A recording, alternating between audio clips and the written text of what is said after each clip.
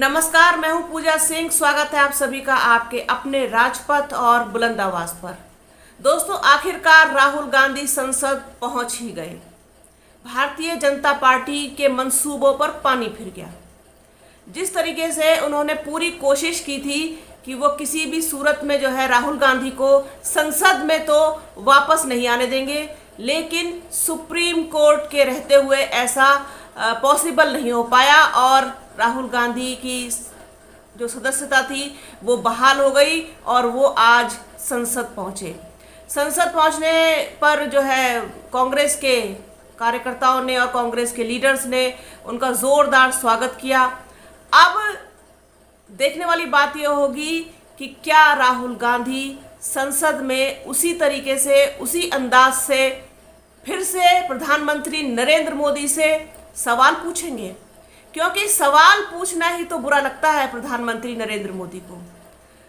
जिस तरीके से अडानी के ऊपर सवाल पूछा था राहुल गांधी ने प्रधानमंत्री नरेंद्र मोदी से, ये चीज़ उनको नागवार गुजरी थी, बुरा लगा था। और अब फिर पहुंच गए हैं राहुल गांधी संसद में।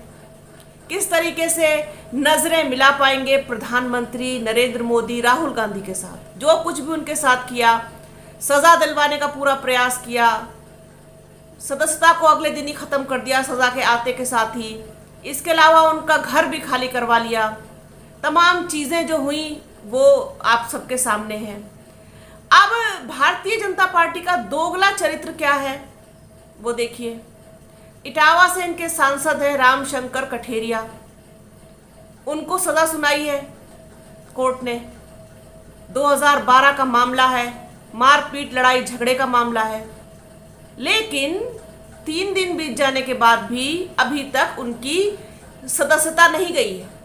वो अभी भी सांसद है और अभी देखिएगा आप कि वो कब तक सांसद जो है बने रहेंगे, क्योंकि भारतीय जनता पार्टी अपने किसी लोगों से ना तो कभी कोई सदस्यता छीनती है, ना उनका कभी इस्तीफा मांगती है, ना उन्हें किसी पद से हटाती है। उनके लिए 100 खून माफ है। देखिए ना, ब्रजभूषण शरण सिंह को कुछ कर पाए, उसे हटा पाए? नहीं ना। तो ये है इनका दोगला चरित्र। ये करे तो रासलीला, दूसरा करे तो कैरेक्टर ढीला। ये इनका असली चेहरा है। और अब किस तरीके से रोकेंगे ये राहुल गांधी को सवाल पूछने से, क्योंकि राहुल गांधी तो सवाल पूछेंगे। और जिस तरीके की फटकार सुप्रीम कोर्ट ने इनको लगाई है, तमाम सवाल इनसे पूछे हैं, उनका जवाब कैसे देंगे प्रधानमंत्री नरेंद्र मोदी? क्या सुप्रीम कोर्ट को भी किसी पद से हटा देंगे या सुप्रीम कोर्ट की भी अवमानना कर देंगे? क्या करेंगे? तो ये जो इनका चरित्र है, ये सिर्फ इसलिए इनको डर लगता है।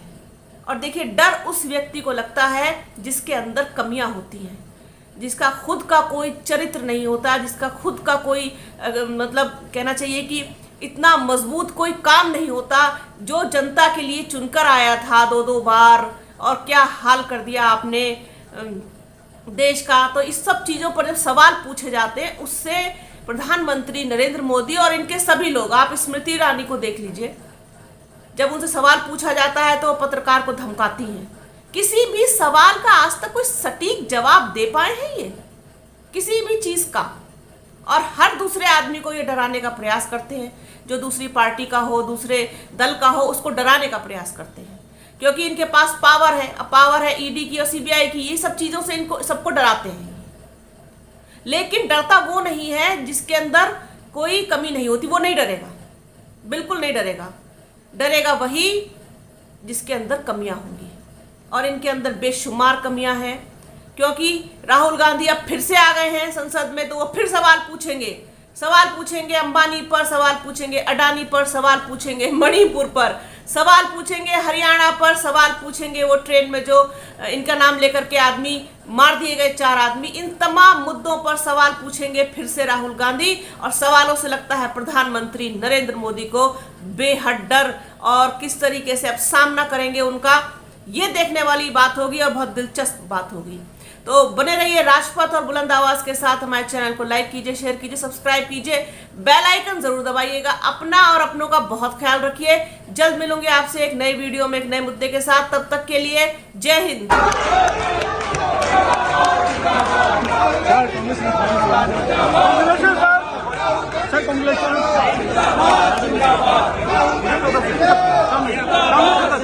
Go to Gandhi statue for 1 minute. जिंदाबाद जिंदाबाद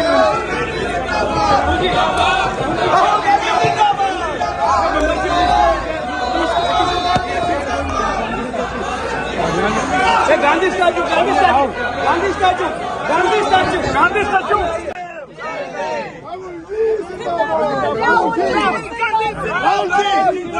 भैया बहुत बधाई हो। राहुल गांधी जिंदाबाद जिंदाबाद राहुल गांधी जिंदाबाद।